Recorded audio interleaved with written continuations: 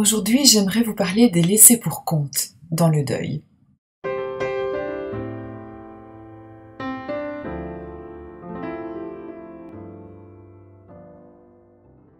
Quand malheureusement un enfant meurt, on pense directement à la souffrance de ses parents.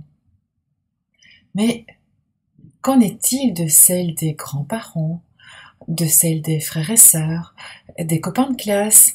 Toutes ces personnes ont également perdu quelqu'un auquel elles tenaient beaucoup.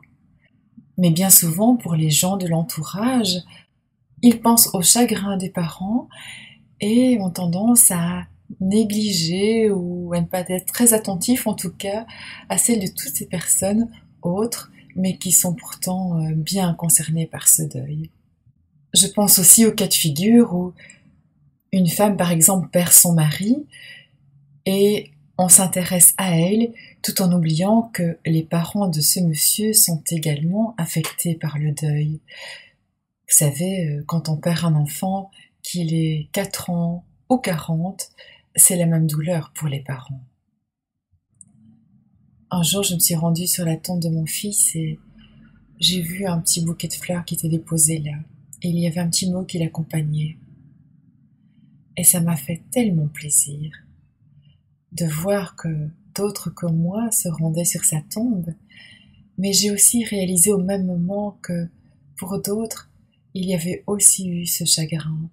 Il n'y avait pas que le mien. Donc l'objet aujourd'hui de cette vidéo, eh bien justement, c'est de réveiller votre attention. La prochaine fois que vous assisterez à des funérailles, eh bien vous puissiez avoir cette petite pensée délicate pour les enfants, pour les frères et sœurs, pour les tantes et les oncles, pour les grands-parents, pour l'institutrice aussi qui peut venir assister aux funérailles d'un élève de sa classe, pour un professeur, pour toute personne qui peut être affectée également par cette perte, et de nous préoccuper également de leurs sentiments. Merci.